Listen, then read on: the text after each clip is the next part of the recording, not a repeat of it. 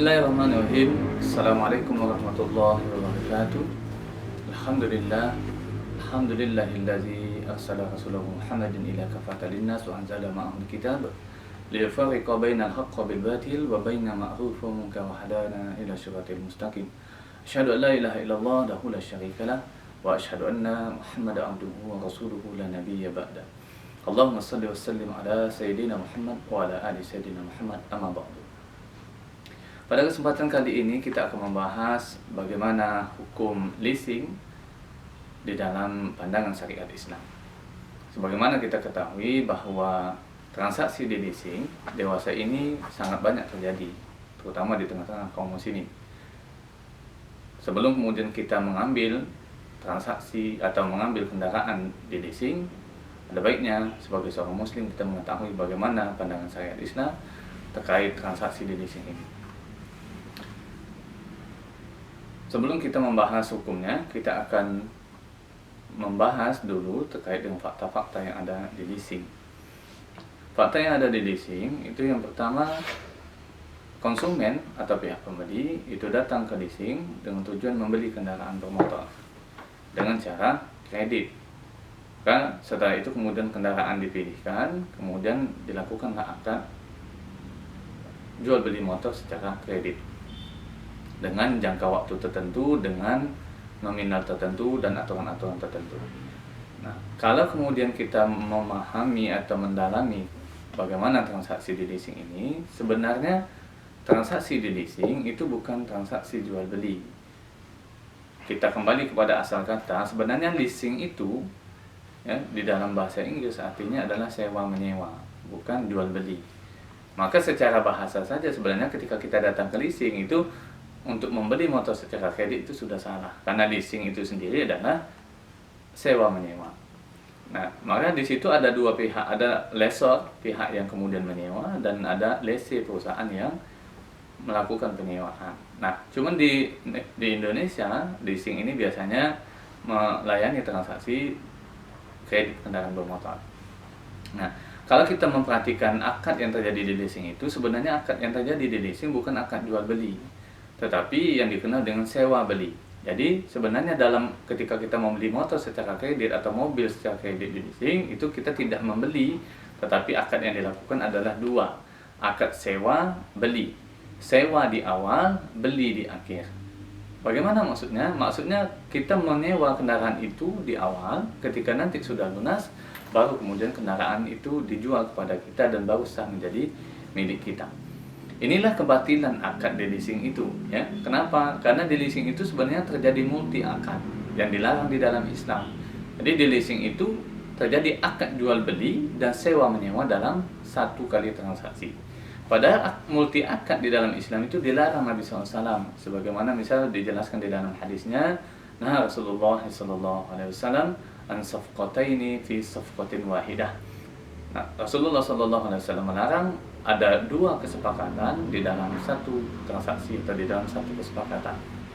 Nah, di leasing itu di awal terjadi dia sewa, kemudian di akhir baru menjadi milik kita. Inilah kebatilannya. Nah, sementara di dalam Islam antara akad jual beli dan akad sewa menyewa itu memiliki muqtadah akad atau konsekuensi akad yang berbeda.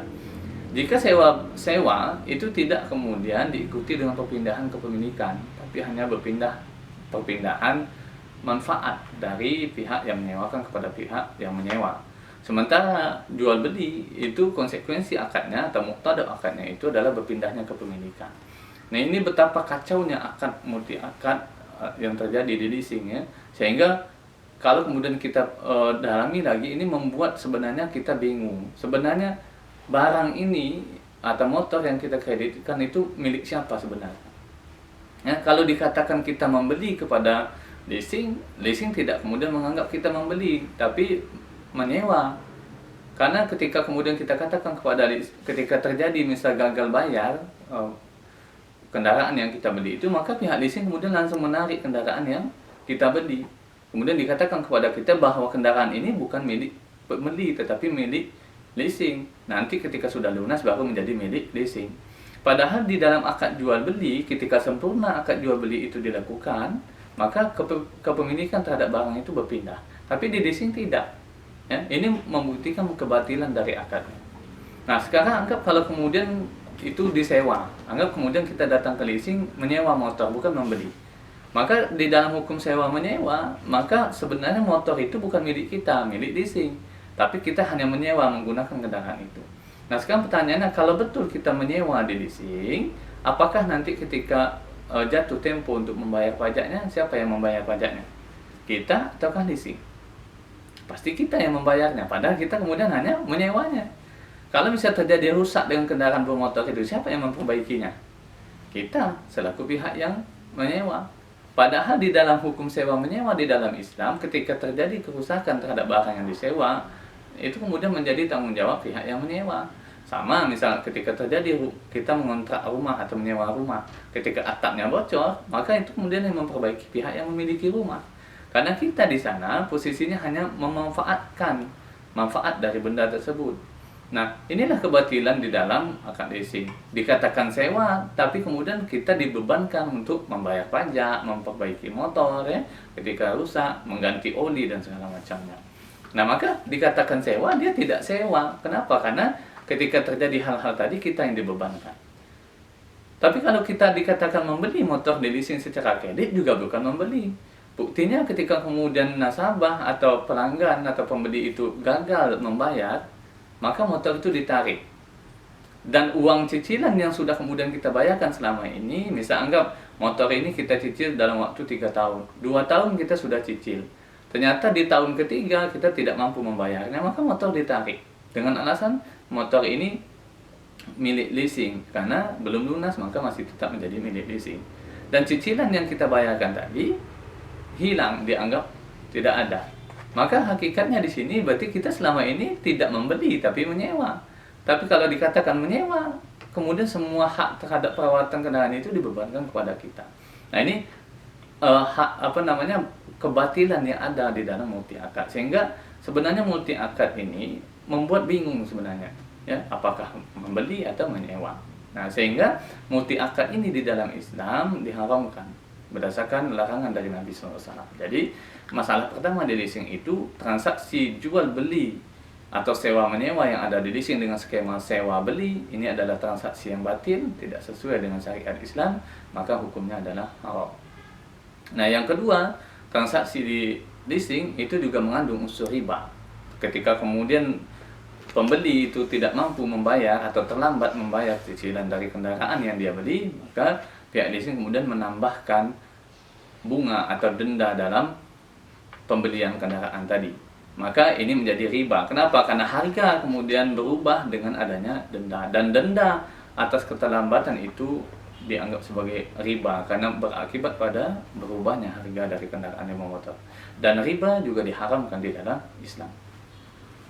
Kemudian masalah lain di dalam leasing itu, selain terjadi multi akad, ya, dan terjadi transaksi ribawi, banyak masalah-masalah turunan yang terjadi di dalam leasing. Nah, pada intinya ketika kita bertransaksi di leasing, akadnya, masalah pokok yang ada di leasing itu ada dua, ada multi akad yang diharamkan di Islam, ada riba yang diharamkan oleh Islam. Nah, sekarang ketika akad pembelian motor di leasing itu batil atau tidak sah, sehingga konsekuensi dari akad tidak sah atau batil ini, maka haram juga kepemilikan terhadap barang itu. Jadi ketika kita sudah kemudian membeli barang di leasing, seperti contohnya kendaraan bermotor, maka karena akadnya batil, maka haram juga kemudian kendaraan bermotor itu menjadi milik kita. Maka dia haram untuk digunakan, haram juga kemudian disewakan, haram juga kemudian dijual kembali, dan haram juga kemudian untuk dipinjamkan. Kenapa? Karena akad jual belinya itu tidak sah, maka berakibat pada tidak sah pula kepemilikan terhadap barang yang kita beli tersebut. Nah, ini luar biasa efeknya ketika akad tadi batil atau tidak sah, mengakibatkan akad-akad yang di bawahnya kemudian diharamkan juga. Sebagaimana kaidah usul fikih, iza saqatal aslu saqatul far'u. Apabila kemudian akad pokoknya tidak terpenuhi, maka turunannya kemudian tidak terpenuhi. Nah, ini kebatilan dari akad leasing. Mudah-mudahan penjelasan ini bisa menyadarkan kita, terutama kaum muslimin, ketika hendak membeli kendaraan secara kredit, maka harus tunduk kepada skema pembelian kredit di dalam Islam yang dikenal dengan murabahah. Jual beli leasing dengan skema sewa beli adalah akad yang batil dan haram untuk diamalkan. Mudah-mudahan ini menjadi pelajaran bagi kita semua agar berhati-hati dalam melakukan transaksi, terutama jual beli kredit. Wallahu a'lam bishawab. Assalamualaikum warahmatullahi wabarakatuh.